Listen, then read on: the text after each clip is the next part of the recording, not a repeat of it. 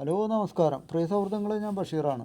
നമ്മളിപ്പോൾ എല്ലാവരും ഈ ലാസ്റ്റ് ടൈമിൽ ഇലക്ഷൻ കാർഡിനൊക്കെ ഇലക്ഷൻ ഐ ഡിക്കൊക്കെ അപ്ലൈ ചെയ്തിരിക്കുന്ന ആൾക്കാരായിരിക്കും. അപ്പോൾ ഈ ഇലക്ഷൻ ഐ ഡി അപ്ലൈ ചെയ്തതിന് ശേഷം നമ്മൾക്ക് അതിൻ്റെ ഡീറ്റെയിൽസോ കാര്യങ്ങളൊന്നും അറിയില്ല. അപ്പോൾ അറിയാത്ത ആ സാഹചര്യത്തിൽ നമ്മൾ എങ്ങനെ അതൊക്കെ ഒന്ന് കണ്ടുപിടിക്കാം, നമ്മുടെ വോട്ടർ ഐ ഡിയിൽ നമ്മുടെ പേര് ചേർന്നിട്ടുണ്ടോ, നമ്മുടെ ഐ ഡി അപ്രൂവൽ ആയിട്ടുണ്ടോ എന്നൊക്കെ എങ്ങനെ കണ്ടുപിടിക്കാം എന്നുള്ളതാണ് നമ്മൾ ഈ വീഡിയോയിൽ പറയുന്നത്.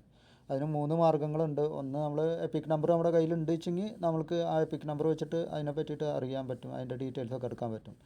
എപ്പിക് നമ്പർ നമ്മുടെ അടുത്ത് ഇപ്പോൾ ഇല്ല. അപ്പോൾ നമ്മൾ വേറെ 2 മാർഗ്ഗങ്ങളും കൂടിയാണ് അതിലുള്ളത്. ഒന്ന്, നമ്മളുടെ ഡീറ്റെയിൽസ്, ആ ഇലക്ഷൻ ഐ ഡിക്ക് വേണ്ടി നമ്മൾ അപ്ലൈ ചെയ്തപ്പോൾ കൊടുത്തിട്ടുള്ള പേര് കറക്റ്റായിട്ട്, അതുമാതിരി നമ്മുടെ ബന്ധുവിൻ്റെ പേര്, നമ്മളുടെ ഡേറ്റ് ഓഫ് ബർത്ത്, നമ്മുടെ നിയമസഭാ മണ്ഡലം, നമ്മളുടെ ഡിസ്ട്രിക്ട്, അതൊക്കെ കൊടുത്തിട്ട് അതൊക്കെ കറക്റ്റായിട്ട് കൊടുത്ത് ക്യാപ്ഷൻ കൂടി അടിച്ചിട്ടുണ്ടെങ്കിൽ നമ്മൾക്ക് അതിൻ്റെ ഡീറ്റെയിൽസ് കിട്ടും.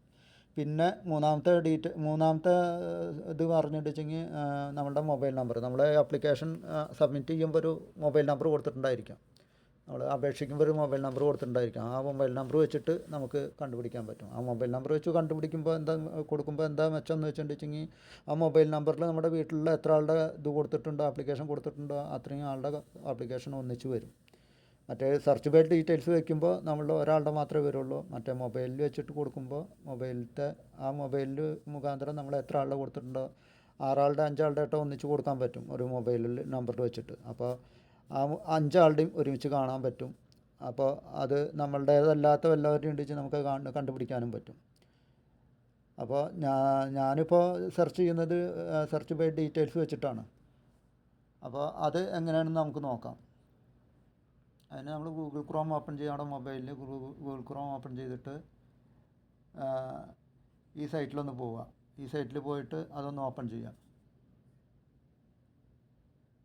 ഓപ്പൺ ചെയ്ത് കണ്ടോ? അപ്പോൾ നമ്മൾ പറഞ്ഞ 3 ഇതുണ്ട്, മെത്തേഡും ഉണ്ട് ഇവിടെ. ഈ എപ്പിക് നമ്പർ വെച്ച് ഡീറ്റെയിൽസ് വെച്ചിട്ട് മൊബൈൽ നമ്പർ വെച്ച്, ഞാനിപ്പോൾ ഡീറ്റെയിൽസ് സെർച്ച് ബൈ ഡീറ്റെയിൽസ് വെച്ചിട്ടാണ് കൊടുക്കുന്നത്. അത് കണ്ടോ? ഇതിപ്പോൾ ഇതിൽ ആദ്യം നമ്മുടെ സ്റ്റേറ്റ് സെലക്ട് ചെയ്യുക, നമ്മുടെ ലാംഗ്വേജ് സെലക്ട് ചെയ്യുക. ഇവിടെയൊക്കെ ഇപ്പോൾ ഇതായിട്ടാണ്, ഹിന്ദി ആയിട്ടാണ് കാണുന്നത്.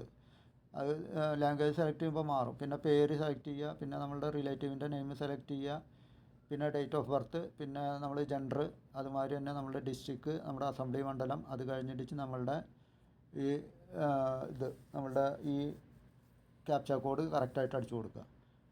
അപ്പോൾ അത് എങ്ങനെയാണെന്ന് നമുക്ക് നോക്കാം. നമ്മുടെ കേരള സെലക്ട് ചെയ്തു, നമ്മുടെ സ്റ്റേറ്റ് കേരള, ലാംഗ്വേജ് അപ്പം മലയാളം അവിടെ വരും, മലയാളം കൊടുക്കുക. അപ്പോൾ അതൊക്കെ മാറിക്കിട്ടുന്നുണ്ടോ?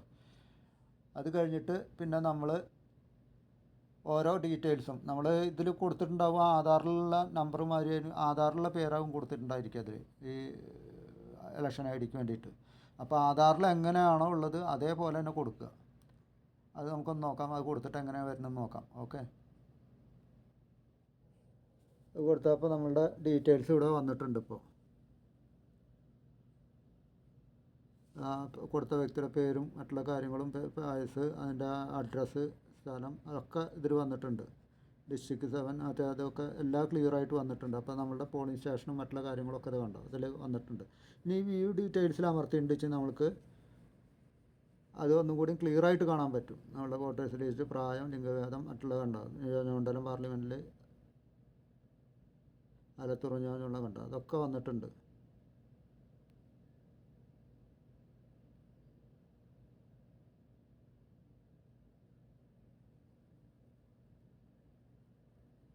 അപ്പോൾ ഇത് നമ്മൾ അമർത്തിയിട്ട് നമുക്കിവിടെ അത് ഡൗൺലോഡ് ചെയ്തെടുക്കാം.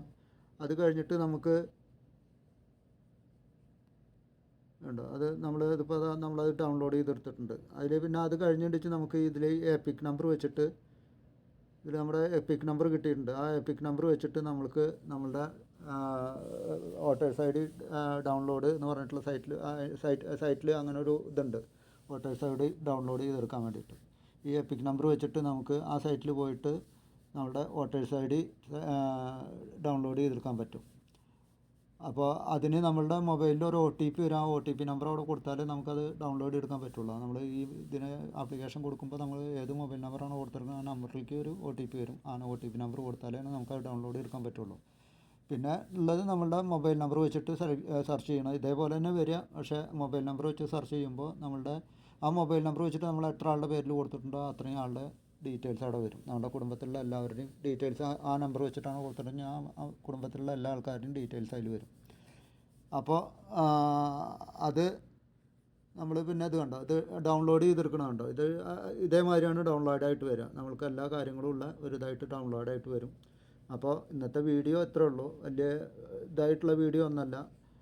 നമ്മൾ എല്ലാവർക്കും ചിലപ്പോൾ അറിയാനൊരു താല്പര്യം ഉണ്ടാവും. എന്താണെന്ന് വെച്ചിട്ടുണ്ടെങ്കിൽ ഇതെന്തായി ഏതായി എന്നുള്ളതൊക്കെ അറിയാനുള്ള താല്പര്യം ഉണ്ടാവും. അപ്പോൾ അവർക്ക് വേണ്ടിയിട്ടുള്ളൊരു വീഡിയോ ആണ്. ഒരുവിധ ആൾക്കാർക്കൊക്കെ അറിയായിരിക്കാം, അറിയാത്ത ആൾക്കാർക്ക് വേണ്ടിയിട്ടാണ് ഈ വീഡിയോ. അപ്പോൾ നിങ്ങൾക്കറിയില്ല, നിങ്ങൾക്കതൊരു ഉപകാരമായിട്ടുണ്ട് എന്നുണ്ടെന്നുണ്ടെങ്കിൽ മറ്റുള്ളവരിലേക്ക് ഒന്ന് ഷെയർ ചെയ്ത് കൊടുക്കുക, നമ്മളെ ഒന്ന് സപ്പോർട്ട് ചെയ്യുക. Okay, thank you.